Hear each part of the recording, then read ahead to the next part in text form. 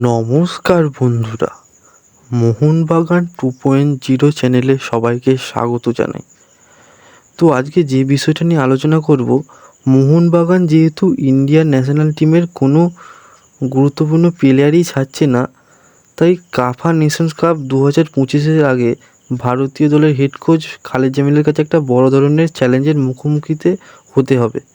তো এ বিষয়ে যে খবর বেরিয়ে আসছে, সোমবার অর্থাৎ আজকে এক সংবাদ সম্মেলনে খালিদ জামিলকে এ বিষয়ে প্রশ্ন জিজ্ঞাসা করা হয়।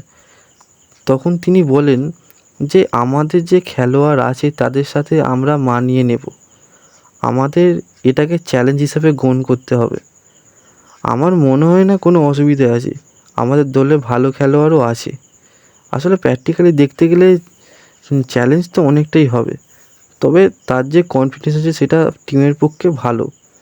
তাছাড়া খালিদ জামিল আমরা এখনও পর্যন্ত ইন্টারন্যাশনাল কোচিং করাতে দেখিনি, তবে কিন্তু ডোমেস্টিক অথবা আইএসএল লেভেলের তাকে তিনি ভালোই সাফল্য পেয়েছেন। দেখা যাক কতদূর কী হয়। তো এর পরবর্তী ভিডিওতে যাওয়ার আগে সঠিক ইনফরমেশান পেতে গেলে চ্যানেলটি অবশ্যই সাবস্ক্রাইব করে রাখবেন।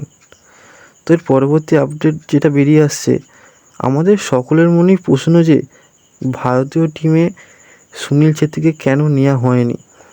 অনেকে ভেবেছিলেন তো তাকে রিটায়ারমেন্টের প্রতি দেওয়া হয়ে গেছে। এই সম্বন্ধে খালিদ জামিলকে প্রশ্ন করা হলে খালিদ জামিল বলেন যে ছেত্রীর সাথে কথা বলেছিলাম কাফা নেশনস কাপ তাকে বাদ দেওয়ার ব্যাপারে।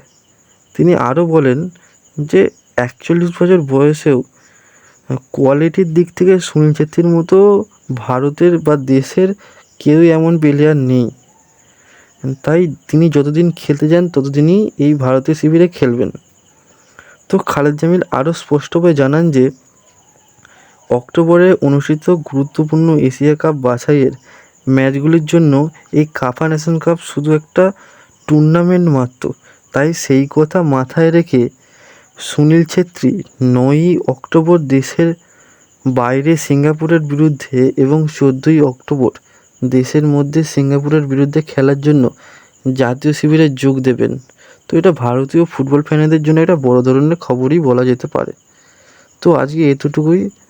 ভিডিওটা ভালো লাগলে চ্যানেলটি অবশ্যই সাবস্ক্রাইব এবং লাইক করে দেবেন। ধন্যবাদ।